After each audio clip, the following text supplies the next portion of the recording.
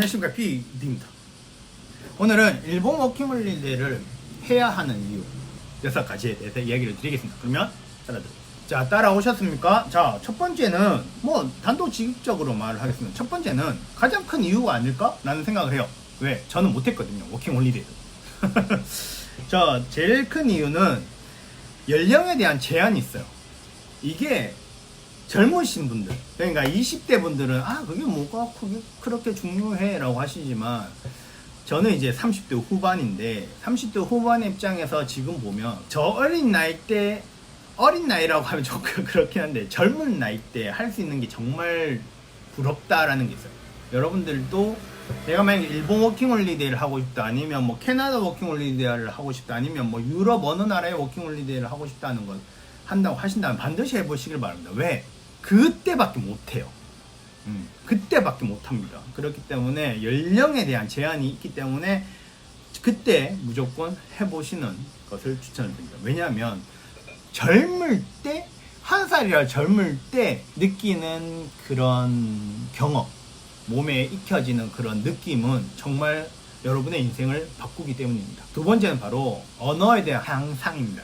왜냐하면 언어 공부는, 저도 외국 생활을 굉장히 오래 했어요. 저는 17살 때부터니까 22년 차에 이제 해외 생활을 하는데, 국내에서도 물론 열심히 언어를 공부하시는 분들은 꽤나 잘하시는 분들 정말 많아요. 이건 정말 한국인들이 대단한 것 같은데, 그래도 똑같은 시간을 투자를 해서 나오는 대비 아웃풋은 워킹 홀리데이처럼 그 나라에 가서 그 나라 말로 생활하는 게 정말 빠릅니다.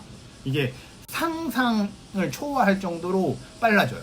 그렇기 때문에 어느 정도 일본어를 내가 한국에서 한다, 그리고 이것을 한 번 더 크게 점프업을 시키고 싶다면 일본 워킹홀리데이 추천드리고, 물론 일본뿐만 아니라 다른 나라 워킹홀리데이도 영어를 한다 그러면 캐나다, 호주에서 워킹홀리데이를 하시면 정말 크게 점프를 하기 때문에 언어 향상 부분에서 여러분에게 추천을 드립니다. 그리고 세 번째는 바로 일본어를 조금이라도 하시면 웬만하면 아르바이트를 다 구하실 수가 있어요. 그게 뭐냐면, 여러분들이 유학생으로 오시면, 유학생 비자로 오시면 유학생들은 일주일에 28시간인가 26시간인가 밖에 일을 하지 못합니다. 하지만 워킹홀리데이를 하시면 체력만 되시면 24시간 일을 하셔도 돼요. 아무도 안 막아요. 뭐라고 할 사람도 없고, 물론 일을 할 수 있는 그 어른들이 가시는 그런 곳은 가시면 안 되겠지만, 일을 하러 일반적으로는 일본인들이 할 수 있는 일들은 거진 다 하실 수 있다고 보시면 돼요. 그렇기 때문에 일에 대한 시간, 일에 대한 장벽이 없다라는 거예요. 그렇기 때문에 어느 정도 일본어는 조금 하시다고 하면 아르바이트 생활을 하시는 데는 크게 문제 없이 생활을 하실 수 있는 것이 바로 일본 워킹홀리데이의 좋은 점입니다. 그리고 네 번째가 바로 일본 취업에 대한 유리성을 가지고 있어요. 일본 회사들은요, 항상 물어봐요. 일본에 대한 경험이 없는데 혹시 일본에서 왜 취업을 하려고 할까요? 라는 질문을 많이 합니다. 특히 한국인이나 외국인들한테. 왜냐하면 문화에 대해서 적응을 못하고 돌아가는 케이스가 워낙에 많기 때문에 굉장히 신중하게 사람을 채용하려고 해요. 근데 그럴 때 저는 1년 동안 워킹홀리데이를 했기 때문에 일본에 대한 문화, 일본 사회에 대한 이해도는 충분히 있다라는 것이 굉장히 큰 어필이 되기 때문에 일본 취업을 할 때 굉장히 유리성을 가지고, 그리고 워킹홀리데이를 하면서 일본 취업을 하실 수도 있어요. 면접을 보러 다니신다든지, 그리고 한국에서 열린 박람회에 참가하지 않는 정말 수많은 회사들이 여러분들을 기다리고 있기 때문에 일본 취업에 대한 유리성이 네 번째입니다. 다섯 번째는 바로 생각보다 들지 않는 초기 비용입니다. 이게 어떤 거냐면, 일본에서 살거나 아니면 여러분들이 다른 나라 가서 이제 살려고 할 때 뭐가 제일 걱정이세요? 첫 번째 걱정이 바로 집이죠. 집 어떡하지? 돈 많이 드는 거 아니야? 일본은요, 두 가지 이유로 초기 비용, 집 구하는 비용이 적어요. 첫 번째, 바로 N저예요. 싸요. N이 싸기 때문에 한국에 여러분이 가지고 있는 돈으로 한 300만 원 정도면 충분히 일본에서 괜찮게 살 수 있는 집을 구하실 수가 있습니다.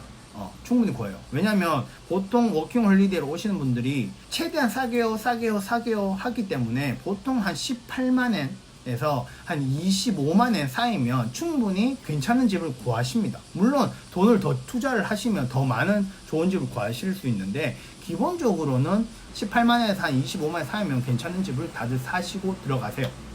그런데 민트 부동산 이용하시면 중개 수수료가 기본적으로는 0엔입니다. 물론 발생할 때도 있는데 거의 90% 이상의 분들은, 저희 민트 부동산을 이용하시는 분들은 중개 수수료가 발생을 안 해요. 그렇기 때문에 굉장히 싼 가격으로 집을 구하시는 게 일반적이라고 생각을 하시면 됩니다. 이 부동산에 대한 이야기는 또 따로 만들 테니까 그때 따라와 주시고, 그래서 N저이고 그 다음에 부동산 방을 구하는 비용이 적기 때문에 초기 비용이 적게 든다는 것이 굉장히 매력적인 일본 워킹홀리데이를 추천하는 이유입니다. 다섯 번째는, 만약에 여러분들이 사랑하는 사람이 일본에 있다고 하면 언제나 볼 수가 있다는 거예요. 저도 장거리 연애를 굉장히 오래 했어요. 정말 오래 했어요. 저는 아마도 여기 이 영상을 보시는 분들보다 저보다 오래 장거리를 연애를 하신 분들이 없을 텐데 저는 굉장히 길게 했습니다. 그런데 워킹홀리데이를 하면 얼마나 좋아요. 사랑하는 사람, 보고 싶었던 사람이 항상 옆에 있어요. 항상 카카오톡, 라인으로 이야기하던 그 친구가 내 눈앞에 24시간 데리고 놓을 수 있다고 생각을 하면 얼마나 행복합니까? 근데 그렇게 하시면 안 돼요. 그거는 법의 굉장히 위험한 부분 갈 수 있기 때문에 24시간 묶어두면 안 돼요. 이렇게 바라봐야 돼요.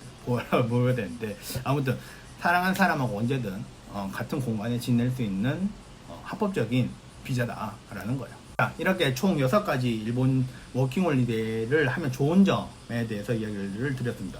이 외에 또 혹시 여러분 이게 이렇기 때문에 워킹홀리데이 좋은 거 아니에요? 라고 생각하시는 분들은 또 밑에 댓글 적어주시고, 그래, 야 일본, N화씨 그거 뭐라고 워홀을 가냐, 난 절대 반대하시는 분들도 환영합니다. 밑에 댓글 적어주시면 감사드리겠습니다. 그럼 오늘도 여기까지. 좋아요, 구독 눌러주시고 파티 같은 하루 되시고 여러분의 하루도 건승하시길 바랍니다. 그러면 안녕.